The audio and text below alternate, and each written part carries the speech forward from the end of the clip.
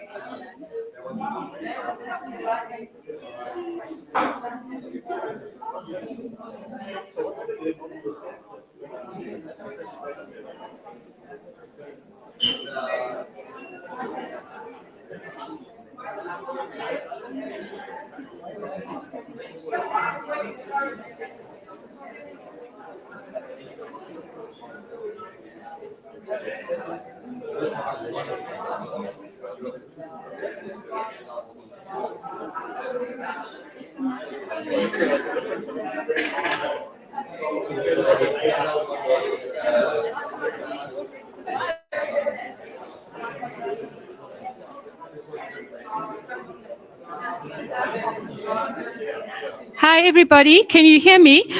Just if you'd like to have some tea, coffee, have something to eat, we're going to keep it informal. So we'll start in about 5 minutes. But in the meantime, please help yourself to some tea and coffee, juice, and snacks.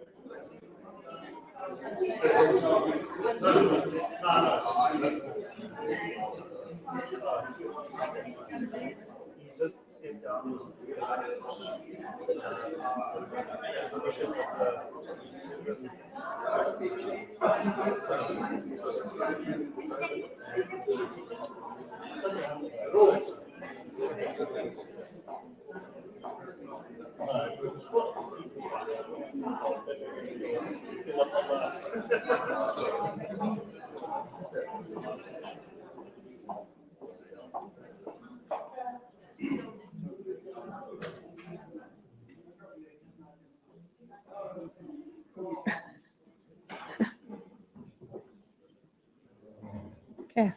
Right. Good morning, everybody, and welcome. Okay. Hi. Okay. Oh. Okay. On behalf of Alison, Ray, and Debbie, Austin, Lauren, Taryn, and Roxanne, I'd like to welcome you all here today to celebrate the life of June Humphries. Mother to Alison and Ray, beloved Nana to Austin, Lauren, Taryn, and Rox, a proud great-grandmother or grand-gran to Cashton, Huxley, and Azzy, mother-in-law and friend to Debbie, and nana-in-law to Pete, family and friend to so many. Ray and Debbie and Rox and Taryn and their families are joining us via the live stream feed from their homes in Emerald, Australia, where I think now it's 8 o'clock at night. And Lauren is joining us from Fort Lauderdale in the US, where it's 6 o'clock in the morning. So we're sitting in the middle of everybody. Friends of June's from near and far are also joining us via the live stream feed that we've got. And anybody watching online, you're welcome to leave comments, which I think we will try to see. I'm not sure if they'll come up on the screen, but we'll note them and try to read them out later. June passed away peacefully at her home on Nkobongo Farm on Monday, the 19th of June, last week Monday, with her daughter Alison and cousin Norma by her side. As many of you know, last year of June's life was a struggle as she battled with illness. Despite this, she continued to live out her days with her indomitable spirit, her sense of humor and mischief, and an ever-present twinkle in her eye. 3 weeks ago, we celebrated her 90th birthday, which was a joyous celebration of love, family, and friendship, which we hope to continue here today. Although we mourn the loss of Nana, we give thanks, for she has finally been reunited with her beloved Keith. Today, we celebrate her 90 years of living life to the fullest and reflecting on our special and fondest memories. Today's proceedings are informal. There'll be reflections that will be shared by family and friends. You're welcome to stay and enjoy time together because we know Nana did like a good social occasion.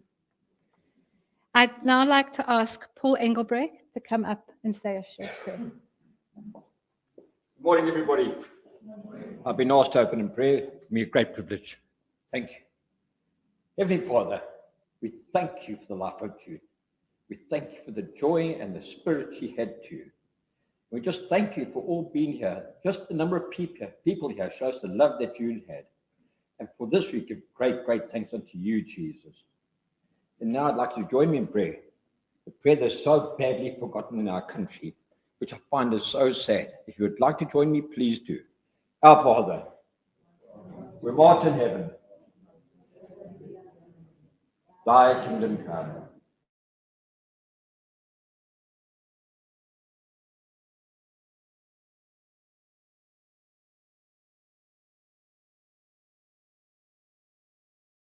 But deliver us from evil. For thine is the kingdom, the power and the glory, forever and ever. Amen. I'd just like to testify for 2 minutes. Why the Lord's Prayer? Oh, what a weak man. When I went and saw Nana, and the ambulance took her to hospital, she lay on her bed. And she said, Paul, please forgive me, forgive me. I never knew that she was harboring some form of form, begging me to forgive her. Nana's done nothing to me. She's been a beautiful lady. And why I'm saying this, in the Lord's Prayer, he says, forgive us our trespasses, our sins, as we forgive those who have trespassed against us. And this is a reminder, if you've got harboring any anger, any misunderstanding, confront it before it's too late, like with me with Nana. It's important because it brings peace. Thank you.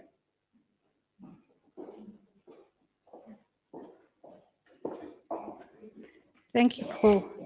I've just got a short poem here I'd like to read out that I think reflects how we all feel. Life well lived. A life well lived is a precious gift of hope and strength and grace from someone who has made our world a brighter, better place. It's filled with moments, sweet and sad, with smiles and sometimes tears, with friendships formed and good times shared and laughter through the years. A life well lived is a legacy of joy and pride and pleasure, a living, lasting memory our grateful hearts will treasure. June was an active citizen of the Howick community. And whilst Keith was mayor, June was a busy mayoress involving herself in numerous community activities. She was a member of the Women's Institute, a member of the Howick Forum, and a long-serving member of the Howick Lions and Howick Lions Ladies. I'd now like to ask Charlene from the Howick Lions to say a few words.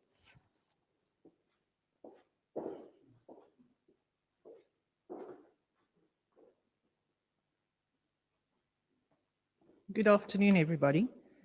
The meaning of life is to find your gift. The purpose of life is to give it away. This is exactly what June did, supported her husband Keith for many years while he served as a lion, attending functions, helping at fundraisers, enjoying the monthly socials the Lions had.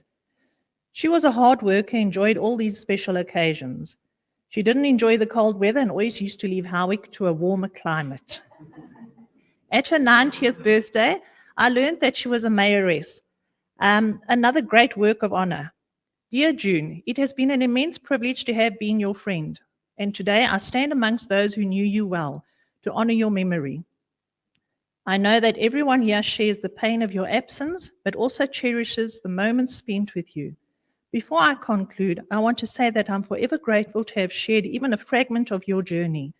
You've changed the lives of countless people. You'll never be forgotten.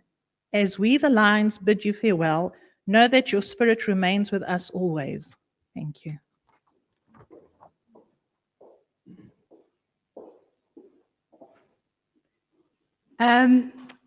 Now, Clive Polton, who was a member of the Lions with June and a long-standing friend of June's, will say a few words.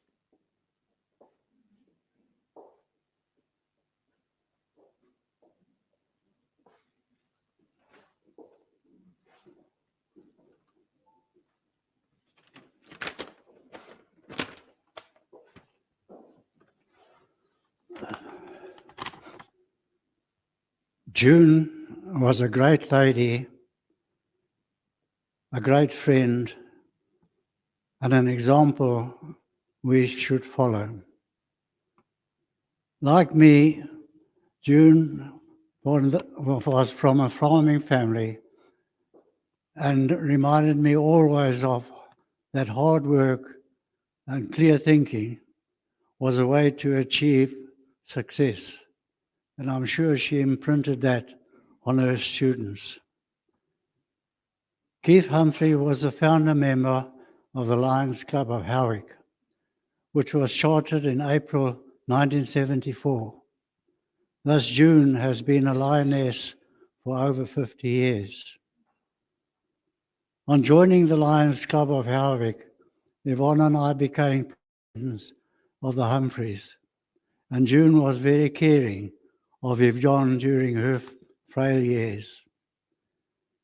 We had many chats over a glass of wine on a Friday evening, discussing our lives, which were so similar, living through the 40s and the World War II years, the 50s, the 60s, and the 70s, the years when there were no TV, no cell phones, and if you were lucky, you would have a telephone. Highlights of those carefree days was bioscope on a Saturday, ballroom dancing, and rock and roll in the night restaurants and nightclubs till the early hours of the morning, all with live music. Window shopping in the evening in safety and bringing up a family. June was a teacher at Howick High School and also mayoress of Howick for many years, so well known to many in the KZN area. Having travelled a lot, the Humphries made many Lionistic friends abroad.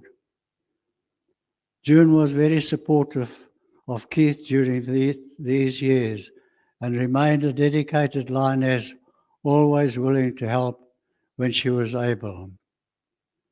We will remember June as a fine lady, willing to assist, and remains a perfect example for us to follow. I will miss having our Friday 5 o'clock wine together and our chats of the good old days. My condolences to the family, the Humphrey family in South Africa and overseas.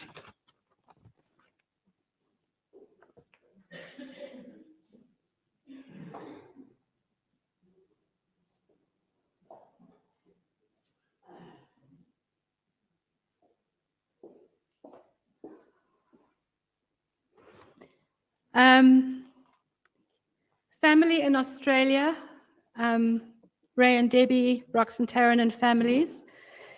Debbie wrote a letter which I'd like to read on her behalf, if I may. Dearest Mom, Nana, Gran, you will never know what a void you have left in our hearts. We have such incredible memories of love, happiness, and laughter. You have always been there for Ray, myself, Roxanne, and Taryn, and for that we are truly thankful. We are grateful and blessed that you came to see us in Oz, not once, not twice, but 3 times in your 80s. What a brave achievement. The fact that you got to meet your first great-grandchild is something which makes us happy and which will stay with us forever. Even though you never got to meet your second and third great-grandchildren, we will make sure that they know who you are, and we know that you will always watch over them. As your daughter-in-law, I can honestly say that I couldn't have asked for a better mother-in-law, and not a day will go by where we are not reminded of your presence. For now, we will cherish our memories and pray that you fly high with the angels, Mom. Rest easy and pain-free until we meet again. We love you always. Ray, Debbie, Roxanne, Taryn, Pete, Kim, Cashton, Huxley, and Azzy. Okay. I'd just like to ask, is there anybody else who would like to come up and share a short reflection on June's life? It's an open microphone, and if anybody has something to say, you're more than welcome. If not, doesn't matter. Okay. Right, so now we're going to move on. Some people have shared messages and tributes with us. Which I'd like Gary. Gary, are you okay to read these out? Thank you.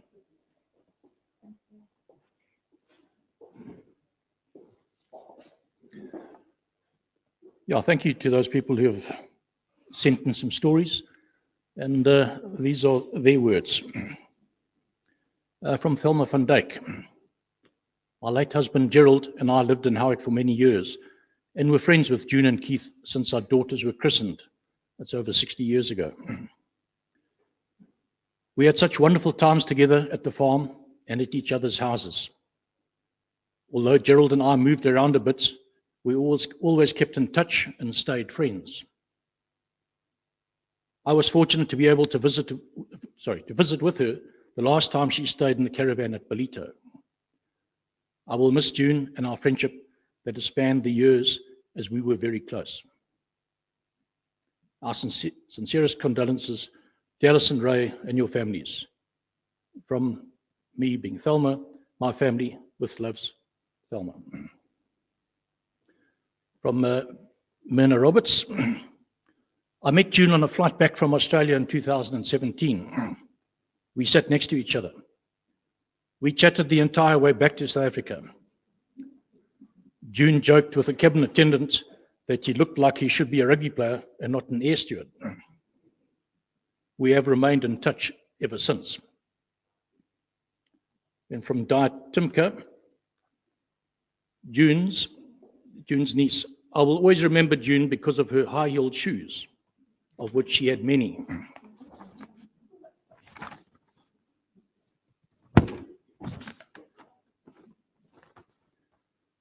And then from Sharon Barber.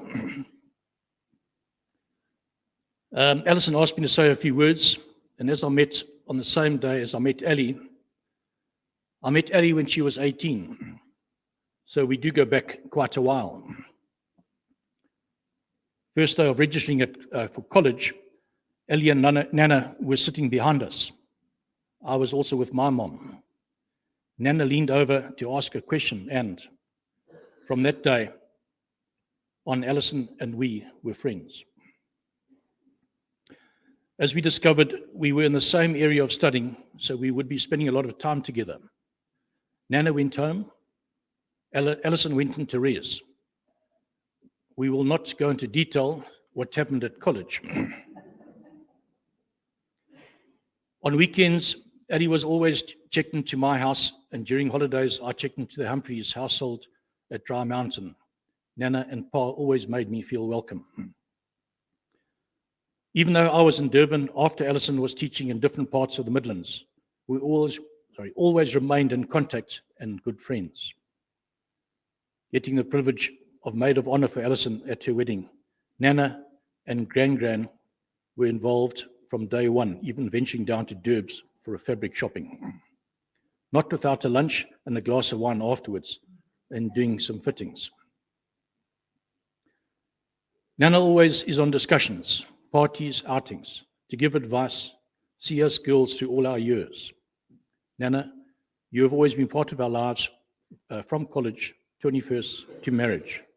Kids, remaining friends and being with you when Alison went on her adventures. You are forever in our hearts.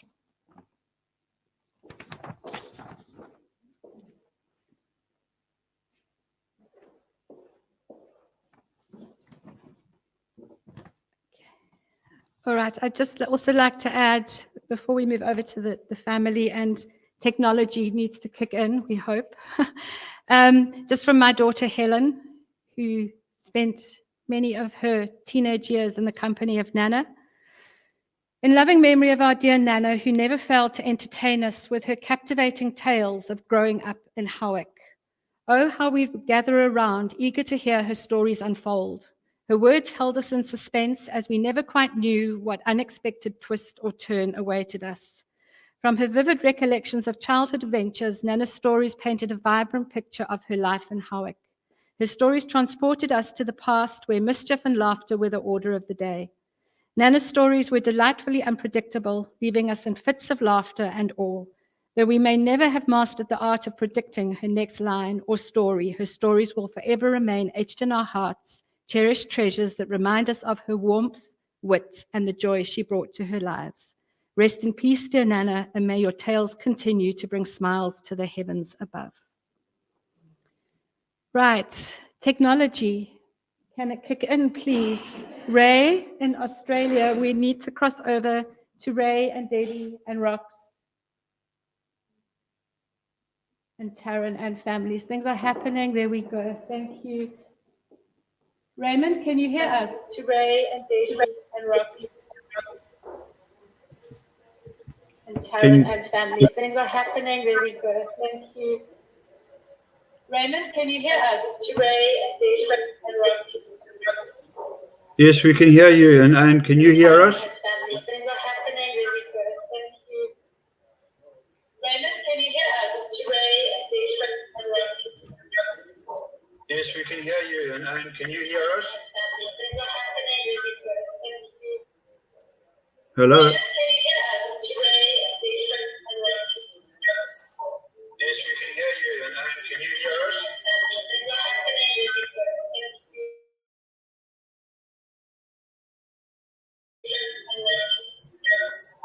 Yes, we can hear you. And can you hear us?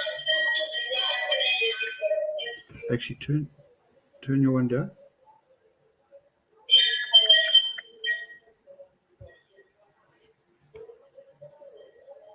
Hello, can you hear us now?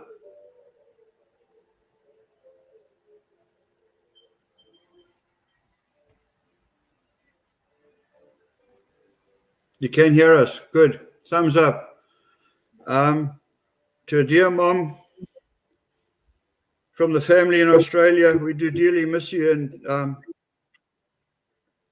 remember those days when sitting under the oak tree, playing with the oak leaves, and then going inside, having lunch, having dinner around the old oak table, me sitting next to mom, Ellie sitting next to dad, discussing things, no TV in those days, listening to squad cars on a Friday around the fireplace on a cold winter's day. To mom, who brought Ellie and I up with discipline, the fly swatter that was hanging above the old coal stove that used to give us a crack every now and again. But it did us proud, did us good. We wouldn't be where we are today if it wasn't for that. You mentioned mom in her high heel shoes. We used to go to, I think it was Islands and Church Street, watch her parade up and down the walkway. Dad and I used to sit in the street, watch people walk past, because that was our favorite pastime, especially for Dad, fascinated with just people. But yeah, my dear mom, I'm so glad you came out here and visited us, because yeah, it's a long way away, and it was the best we could do, and I'm glad you accepted it in the end, because you were very bitter until you got here and actually saw what was happening, how we lived. I think you went back with a totally different perspective of the land down under.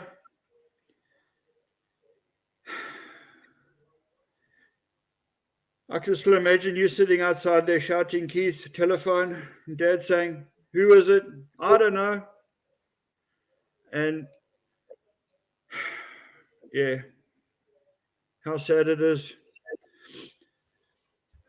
Ellie was saying the other day she was washing Mom's linen, and I told her to hang it up wet, because Mom used to never iron, and she used to hang stuff up.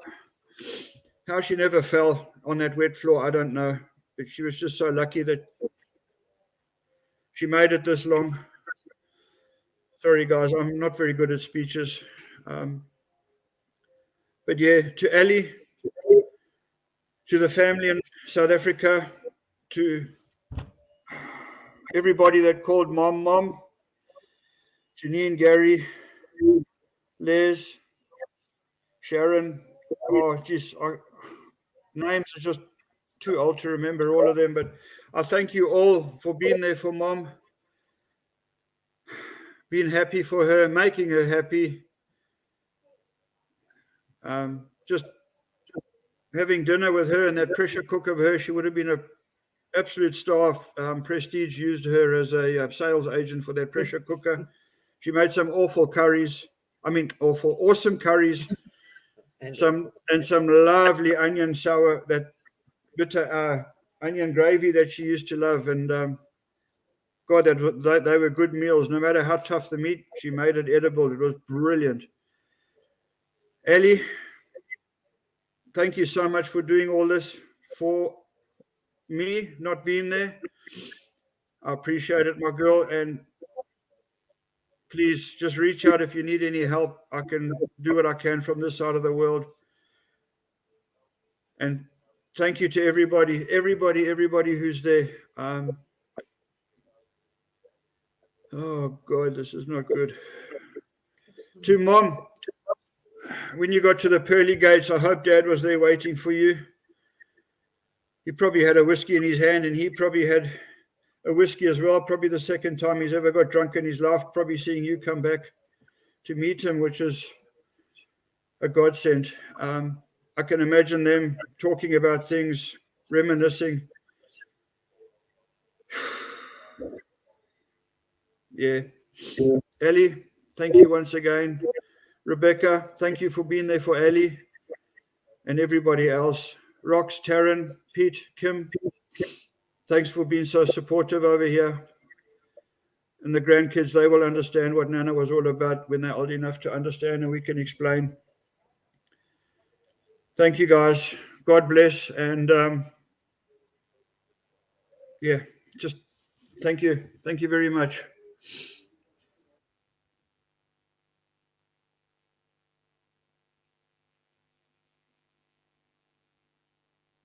Sure if there's anyone else from that side of the family who's going to join. Well, unless Ray said it all. I'm now going to hand over to Alison and Austin and Lauren. And before Alison speaks, Lauren is going to join us from Fort Lauderdale, where she's going to say a few words for her Nana. Let's hope technology prevails again. Can you just give me a thumbs up when you can see me and hear me? Okay. Thanks for all coming today to celebrate Nana's life. I know she would appreciate. Sorry, this is not going to be easy, but I know Nana would want me to do it. So thank you for coming today. I think Nana would appreciate it more than anyone. Nana had a really unique way of imparting her wisdom, and her lessons were often wrapped up in humor and filled with affection. So today, I wanted to share with you some of her biggest lessons that I've learned from this incredible woman. Lesson number 1, you can drink as much wine as you want, as long as there's a lot of ice in it. The amount of ice is the correct measure and never the amount of wine that you drink. Lesson number 2, there's always enough time for a quick bite to eat with a loved one. In our fast-paced lives, we often forget to slow down and savor the moments that truly matter, the simple moments. But Nana, oh, she cherished those moments. Whether it was ensuring that we stopped for lunch or supper after a tiring day of shopping, or playing that extra game of banana-ramagram, she reminded me to appreciate the time that we have with our loved ones. Time with our loved ones is so limited, and we often take it for granted. Nana taught me in her own way to slow down and enjoy those limited and special moments. Lesson number 3, take pride in yourself. Nana was a proud woman, always impeccably dressed and put together. I remember one particularly difficult day we had to rush Nana to the hospital. Mum was frantically trying to organize the ambulance outside, while myself and one of the carers remained inside with Nana. Amidst all this chaos, Nana's main concern was that she was wearing the wrong pajamas. She insisted on being changed out of her old pajamas into her new pajamas before she was going anywhere. So Nana, I promised to take pride in myself. I promised to always look presentable, stand tall, look people in the eye, and most importantly, make sure that I'm always wearing the correct pajamas. Lesson number 4, the value of communication. Nana was my main consultant when it came to matters of the heart. Trent and myself entered into a long-distance relationship this year, and on many occasions, Nana would provide me with advice. She emphasized repetitively the importance of open and honest communication. Communication allows us to share ideas, resolve conflicts, support one another, and build meaningful relationships. Nana, you were right. Communication is the cornerstone of everything. So, Nana, I want to end off by communicating this to you today. I love you with my whole heart. I miss you every single day. I hope that you're looking down and you're proud of the person that I've become. I will continue to strive every single day to make you proud. I promise to always have lots of ice in my wine, to never rush any moments with loved ones, to take pride of myself and everything that I do, and to always communicate clearly with love and with kindness. Nana, you will forever be in our hearts, and your lessons will guide me through this journey called life. Thank you for being my grandmother, the best grandmother that a girl could ever ask for.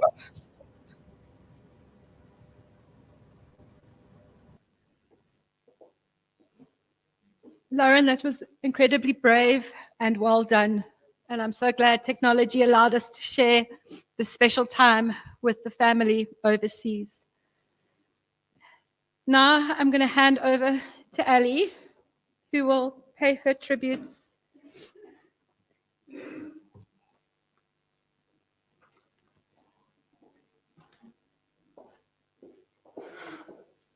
Thanks, Lauren. I've got a glass of juice with ice in it. It's not wine. Friends and family, loved ones, old friends who have come to join us today to pay tribute to Mom's life, which was a long one. And 90 is incredible. My grandmother lived to 99. So, sorry guys, I'm around for a while. Not planning on leaving very soon. Mom, Nana, June, whatever name you knew her by, she was a legend. She was born on the 3rd of June, 1933. Mom's star sign was Gemini. Dad always said he never knew which twin he was coming home to. Mom grew up in Last Road on the Hardman family farm. She went to school in Pietermaritzburg. Nana experienced the depression, helping Gran, her mom, by cooking whilst Gran sewed to keep the family going. And as you heard Ray say, Mom's cooking wasn't that wonderful. And unfortunately, that's one of the traits I inherited. My cooking, I'm surprised my children are still alive. Mom's father, my granddad, was a soldier in the war, but was sent home as he had bad health issues. Both Grandpa Roberts and Gran did their fair share to help by volunteering during the war. And in tidying up Mom's house over the last few days, I discovered Gran's uniform, her voluntary uniform for when she was a nurse that worked with the ambulances during the war. I also found an incredible number of medals that her and my Grandpa Roberts achieved during the war. Mom spoke of how her and her family managed during and after the war, but never with sorrow, but rather with resilience. Mom grew up with her cousins Kenny and Norma. Norma is here today. Thank you, Norma. Kenny, unfortunately, is not here. Both played a huge part in her life. Kenny apparently made Mom drink paraffin to stop a tooth bleed. I'm not even going to try and explain that one. The family moved from Pietermaritzburg to Pretoria, to East London, and then back to Pietermaritzburg. Mom often proudly spoke of the fact that she had 2 boyfriends before she finally settled on Dad. When Mom left school, she took a secretarial course, landing the job as a personal secretary to the managing director of the South African Breweries in Maritzburg. If any of you know Maritzburg, the old lager center is where the South African Breweries was located. That was when Dad finally decided that she was the woman that he wanted to marry.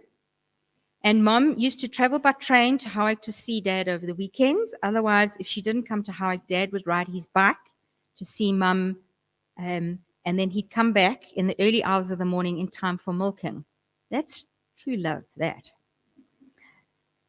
They were married in 1955, and strangely enough, yesterday cleaning up, I discovered in a box a wedding invitation to Mom and Dad's wedding, and it was still in perfect condition.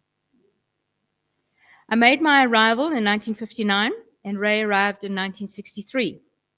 We lived at Dry Mountain Farm, where I have many happy memories of days spent riding my horse in the company of my dog.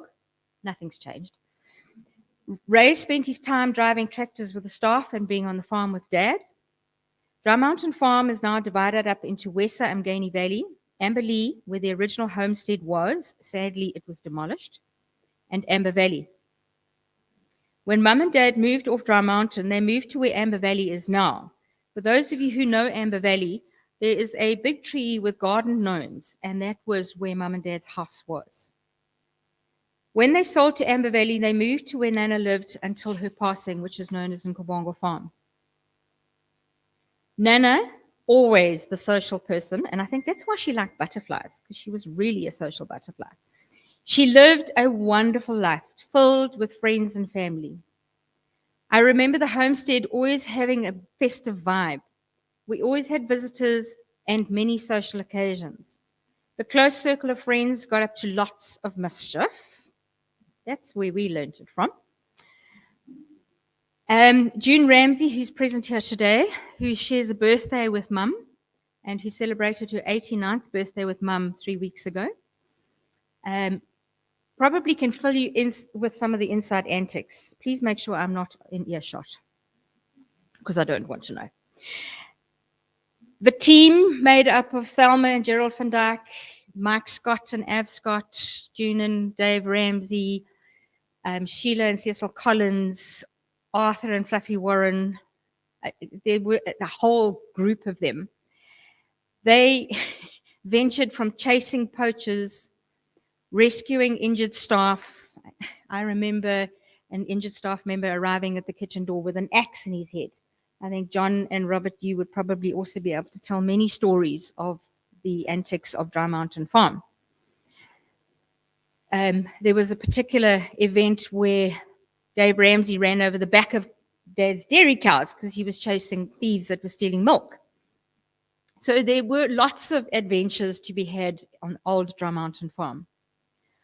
the donkey cart that delivered milk to customers in Howick and also made sure that the deliveries of the milk was made to the railway station to take it to the NCD in Pietermaritzburg, was part and parcel of our lives. So yes, I came from the donkey cart days. Mom often described the social events at the Howick Hotel, dances at the Sowers Hall, cricket matches, polo games at the Parkkloof Club, and many other events that she partook in. Mom and Dad's social life was very active, with Ray and I spending many an evening sleeping in the back of the old Cortina parked outside the social venue. Ray, I hope you remember those days. We could hear Dad shouting from inside the hall because he was also a big party animal. From modeling to amateur dramatics, Nana was there, high heel shoes and perfectly dressed. Mom and Dad were very politically active, and when Dad semi-retired, he eventually was voted in as mayor. This was the highlight of Nana's life, as she had complete freedom to organize and attend multiple social events. One of the highlights for her was the Mayoress's Ball, and Gary and Janine celebrated their 30th anniversary on the 19th of June, the day that Mum passed. Gary was Janine's blind date for the Mayoress's Ball. Mom was a teacher for many years at Howick High School. She was one of the original staff members who did the big walk from what is now the primary school to the cardboard college. Many past pupils remember her for her typing drills. A, S, D, F, G, F, space, semicolon, L, K, J, H, J, space. But Mom did it to music. And I remember singing along as we were being drilled to the song. And this is going to be in your head for the rest of the day, I'm sorry. I'm getting married in the morning, ding dong, the bells are going to chime. That was the song that we used to type to make sure that we were typing rhythmically. So I took that knowledge with me when I trained as a student teacher, but I used Fleetwood Mac. Don't stop.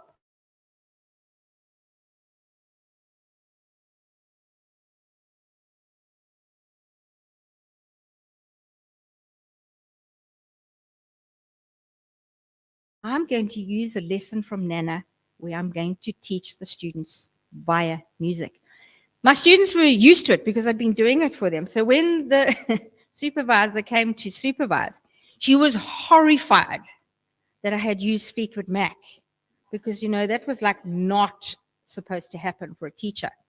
But anyway, my marks were not that good for that practical class, but I must have done okay because I passed. When Mom retired from Howick High, she was asked to assist at Pietermaritzburg Girls High. She became a legend at Pietermaritzburg Girls High for teaching typing to music.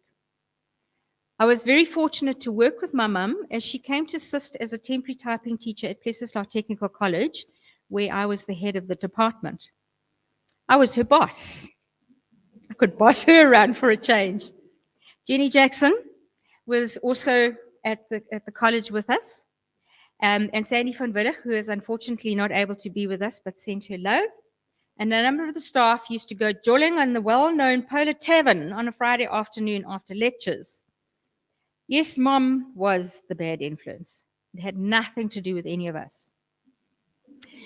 She used to stay with my Gran and helped Gran with her sewing shop. For those of you who knew Gran, she had a May's fashion service where she did sewing. When I got married and moved to Rosetta, Mom came to assist with taking care of Austin while I was teaching at Dublin School. Then I opened my bookkeeping and accounting practice in partnership with Gary, and she assisted in a part-time capacity. She also worked with Ray and Debbie at the Howick Test Centre. She was never still, always busy with something. And Mom and Dad accompanied Paul and I on many of our Series 1 Land Rover adventures, and it was quite handy because we could go off jolling in the Land Rovers and the kids were looked after. Sorry, Lauren. Sorry, Austin. A dedicated granny, she was very active with all her grandkids' lives. Dad and Mum started caravanning about 40 years ago. They went to the same campsite every year in Belito, where they built up a strong friendship group with many of their fellow caravanners. I know that my kids loved going to Belito to spend time with Nana and Pa. taking their plastic bikes and riding up and down the roads in the caravan park. Mom promised Dad that she would continue caravanning after he passed away. And she did. And I'd like to thank Austin for keeping his promise to Pa, for safely delivering the caravan once a year and then packing Nana up and bringing her home. Poor Austin used to have to endure 3 months of reminders to get the caravan out. A thanks to John for his help in later years to ensure that Nana was set up safely in Belito. Once she started to get frail, we definitely needed additional help. As you've heard, Nana was an active member of the Lions Club together with Dad. After Dad's passing, Mom continued with her membership as a Lions lady of the Howick group, attending meetings where much wine was consumed with us. Nana's resilience after Dad died was incredible. She went out for supper 5 nights a week, generally to the Black Olive, and on a Sunday for lunch. Anytime she could coerce Rebecca, Lauren, Austin, or anyone to join her, she did. In Nana's mind, her independence was paramount, even to the extent where poor Clive was cajoled into driving her to Moy River to renew her driver's license at the age of 89. And of course, this was successful, even though the doctors had told her she was not allowed to drive anymore. Nana also did solo trips, as Ray mentioned, 3 times to Australia to visit the family. She loved the time she was with Ray and family. One of the highlights being able to attend Roxanne's wedding and meet Pete, whom she adored. Pete, you will forever be in Nana's heart. She just thought you were the best thing since cheesecake. Well, in fact, since wine. Her last trip at the end of 2019 ended up with her staying far longer than anticipated thanks to COVID. This was a blessing in disguise, as sadly this was her last trip. She was able to spend time with Cashton, her first great-grandchild. She spoke often of the good times with friends and family and the iced coffee dates with Kim and her toy boy. I'm just going to leave it there. Another solo trip she did was to fly to Botswana to join Lauren and I and the Wessels family, a trip that she recounted on many times, having had the time of her life with the youngsters, playing games and trying to keep up with their alcoholic intake. She managed to match them, gin for gin, with us. Thanks to Ray, I have been privileged to spend the last 12 years living at Nkobongo Farm, moving here to assist with taking care of Dad and then taking care of Mum. We had our routines, of which the Sunday night whiskey is the one I will miss the most, where we solved the world's problems, Varsity College problems, my problems, the kids' problems. Those Sunday nights whiskeys was our special, special time together. Lauren was often harassed into shopping trips, as she said, which always included nail and nail polish purchases. Even when Lauren came back, at times when we thought, Nana wasn't well and Lauren flew home and she was working from home, Mom would say, Lauren, I need to go shopping. And Lauren would say to her, Mom, Nana, I've only got an hour. But somehow that hour just always had to include lunch. Nana always kept beers in the fridge for Austin, and they would spend long evenings chatting and solving the world's problems sitting on the veranda. As has been mentioned, the past 14 months truly tested Nana's determination and resilience. As her health faded, she fought tooth and nail to retain her dignity and pride. Her dress code never faltered. Whenever she had the opportunity to go out, no matter how much exertion it took, she still made sure she was perfectly manicured. Wines, cocktail, cheesy garlic prawns, waffles, and calamari being her favorite. Many thanks go to the following people for the part that they played in Nana's life, especially in the latter part of her life. And please forgive me if I have left anybody out. It has been a rather difficult time, so to try and remember everybody and say thank you. So please, if I have missed you, thank you. To Clive, a very, very special friend in Mom's life. Thank you for the regular visits, for the wine and the company, and for making Nana feel so special. You gave her a reason to dress up and to have something to look forward to. The meals out at restaurants with you were always a highlight. And on Friday, the public holiday, something just said to me we needed to go out for supper. And I messaged Clive at the last minute and I said, Spur tonight. And Clive was there. And it was just such a lovely evening. It really was. And I'm really glad I listened to my gut feel. The Ladies' Lions for the special birthday surprise and the meetings which she attended until very recently. Norma, for being a wonderful cousin and support, not just to Nana, but to me. Sharon and Liz, for all the house sitting and including Nana in that package. For assisting to get Nana to Botswana, for taking her out, for having her for Bryce and always being part of her extended family. Ma loved both of you for the kindness and care you always offered in the past 40-odd years that we've been friends. Gary and Janine, she loved you both and always said you made her feel happy and loved. Janine, you made Nana's first solo outing to Australia an adventure, driving with me to take Nana to Joburg. Gary had a special place in Nana's heart as he was a true stalwart in supporting Nana after my gran died.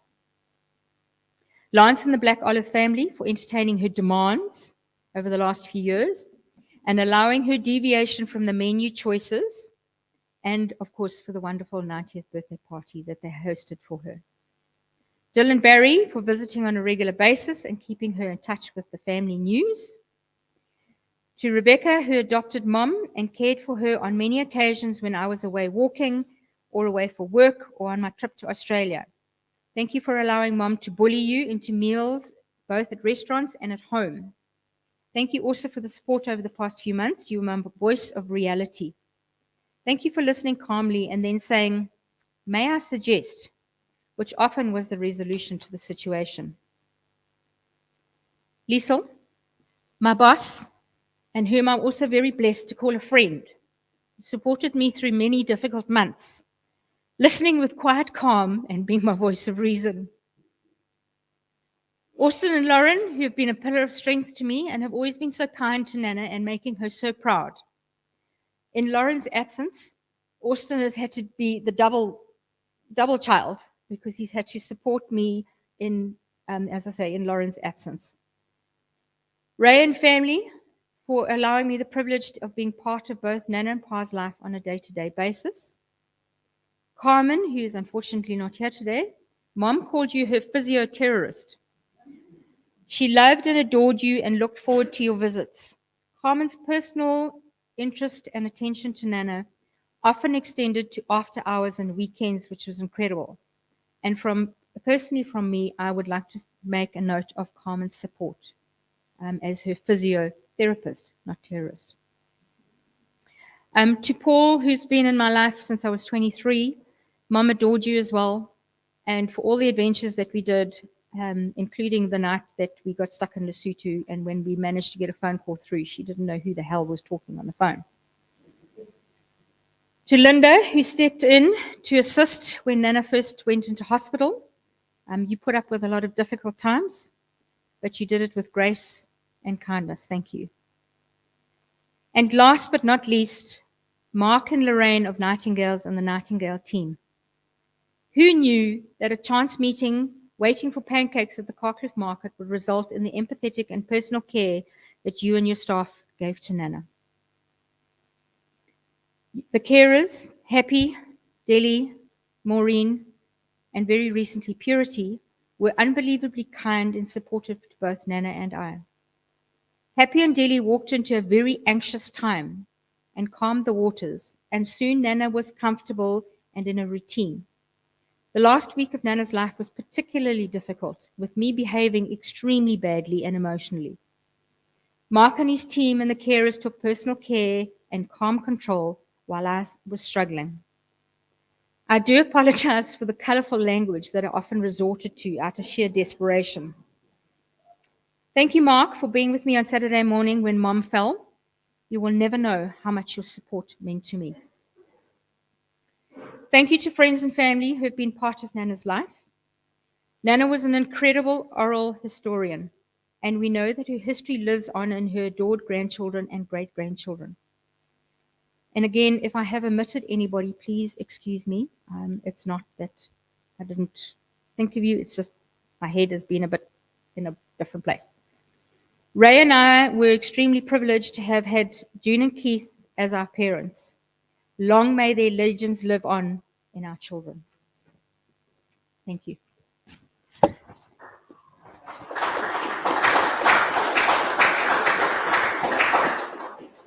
I know Rebecca asked if there was anybody who would like to say something. Is there anybody who would like to say something about Nana now? The floor is open. One?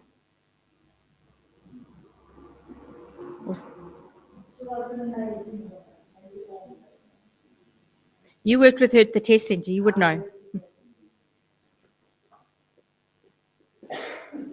How's it, guys? I'll keep this one fairly short and sweet.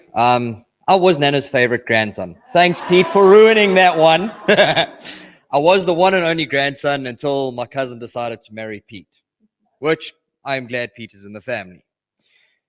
Of a few things, just to touch up on where my sister said Nana was always impeccably dressed. But of the things, I actually taught my sister about the wine. It's not about the amount of wine, it's about the amount of us. I will always take away from my Nana two things. One, always have cold beers in your fridge for when somebody rocks up. Two, always make sure that there's whiskey sitting somewhere for if they're having a really bad day. Those are two of the biggest things I'll always take from my Nana. The other thing is, Nana always had the solutions to the world's problems. She should have just been the world government president, and the world would have been a better place for it. Thanks all guys for coming. And Janine, do you want to say something? Just one thank you that I have forgotten and just looking around the room.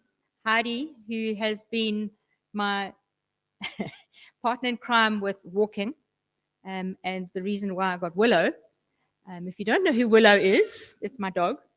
And we have been on many journeys where we've got horribly lost, but at least it's an adventure. And when I felt sad, I would always be able to come back that evening and read on Facebook the story that Heidi had written, which always carried a sense of humor. So thank you, Heidi, for that.